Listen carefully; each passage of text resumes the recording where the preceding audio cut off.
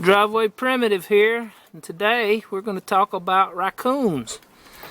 We're here on a deck that's got a lot of bird feeders, and I set some traps because I came over here the other day and there were like a squirrel convention going on out here and they were scaring the birds away.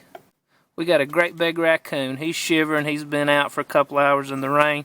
They've got a very heavy undercoat and they do stay pretty warm. It is December, but we've had 70-degree days. He's not happy. He wants to be let loose. I'm going to tell you a few things about raccoons. We're not going to eat this guy. They have a lot of calories. Let's just say that. And they have a high fat content too. In nature, when you're out hunting, most things in the wilderness don't have a lot of fat. Now, the exceptions would be hogs, bears, and raccoons. These guys, you can get a lot of fat off of one of these, which is something you have to survive. Now, I'm not sure if this is a male or a female, but in general, the females have between 2 and 7 babies, and they usually have them up in hollow trees. Up north, where it's colder, they'll actually sleep through most of the winter. They don't hibernate. They're just lazy during that time of the year. They put on a lot of fat. They climb up in a hollow tree, and in that nest they'll have their babies, and those babies will stay with them probably a couple of months. Then they'll come down out of the tree and start to learn how to hunt and get things. These guys eat a lot of, they're opportunists. This one was up here eating seeds. They like to get in the water, though. Their hands are very sensitive, and they're even more sensitive in the water. So these animals are known for getting in the water and catching crayfish and little fish. They're very quick. And they also like to wash their food. They'll take it to a little creek and wash it off, which is kind of neat to watch. The name raccoon is actually a Native American word. I can't remember which tribe, but it means animal that scratches with its hands or something like that. Scratches its face with its hands. Because you'll see them, they'll actually, their hands are almost human-like. And this trap was actually wired kind of like this one to the deck railing.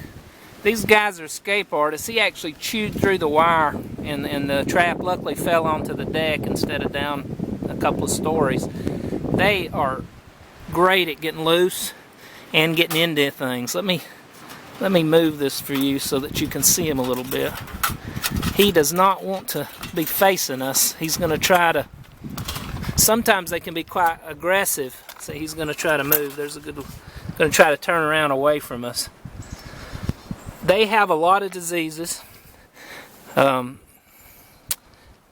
told you they're good to eat calorie-wise, but they also are vectors for rabies. Now, they don't all have rabies, but because they're so clever, they get themselves into trouble, and they can get into fights. And animals hunt them, especially dogs, coyotes. If you have wildcats or cougars in your area, and people mostly. Most of these things get killed by cars. They're very smart. So my point is, they get in fights and they get attacked a lot, but they're smart enough to get out of it. They'll fight back, and those wounds can often be infectious and they can get rabies. Often is too strong a word.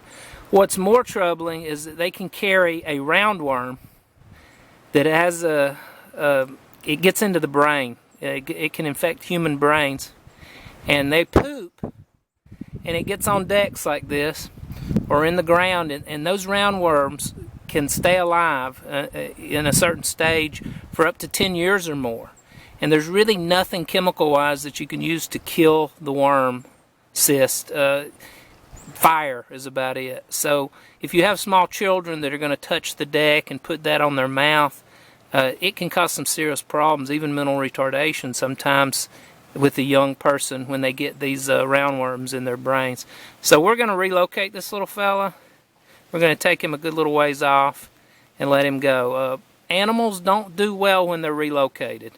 A lot of them end up dying because if I took you, put you in a box and drove you to a strange country and dropped you off with no transportation or place to live, anything like that, you probably didn't do very well either. But it's the only chance this guy's got because we have chickens, and these guys like to eat chickens. So he's got to go somewhere else. We're not going to eat him. Godspeed. I hope he does well, but we're going to get him somewhere relatively safe that he can try to shift for himself again and learn a new area. And hey, if he makes it, we're introducing genetic diversity to that new area. So, alright. Okay, here we are. We're going to release this little animal and hopefully not get bitten. This is always the thing that makes me the most nervous with these live catch traps. I'm always thankful that I don't have to end a life, but at the same time I don't want to have to go to the doctor's office and start getting shots. We are actually a little bit off the road, not far, but we're right by a creek. We're into National Forest Service land, and also we're near a lake. There's plenty of opportunities for this guy to eat. They love crawfish, and they love to hunt in the water. They can actually swim for hours. A lot of people don't know that. And good climbers. This is why they do so well. God made them very adaptable. In the wild, he'll live 2 or 3 years. If somebody were to get him young and make a pet out of him, they can live up to 20 years. It just goes to show you what laziness can do for you, what getting fed every day and kept safe in a cage, or some people keep them like cats, but they're crazy. We're going to try to let this guy go, and like I said, even though he's acting placid, sometimes they'll just perk right up and get crazy on you. So let's hope that I'm okay after this and he does well on his new life. Go, mister. Go, go, go. And he's not going to want to leave. So we're going to have to find a stick and prop this thing open.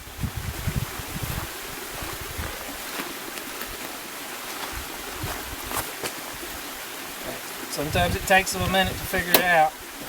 They're not going to get devoured, but they're always going to assume the worst coming out. Now I'm trapped. I got my finger in it. Okay, mister. You gotta go. You gotta go. I'm poking you a little bit. Go. Go. Oh, don't be lazy. Usually they'll wait just a second and shoot right out, but he's been in here for a few hours and he is not feeling good about the situation. Go. Go. Now he's going to growl at me. They have a lot of vocalizations they can do. Come out. Come out. Come out. I'm not hurting you. It's not a sharp stick. Go. Go. Go out. Go out. Go out. There you go. Here he comes. You got to go home now. There you go. And there he's off. That was probably, that one's pretty big. So that's about as big as they get around here. 15, 20 pounds. And there he goes. There he goes.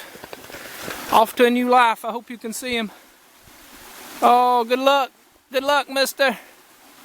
Oh, it could have been a sow. I don't know. It could have been a female. I didn't do a genitalia check. But there he goes. Off to new adventures, hopefully. Not going to eat any more chickens and get into any more bird feeders. So, there he goes.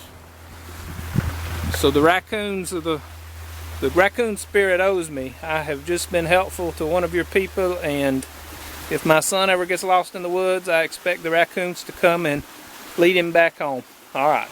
God bless.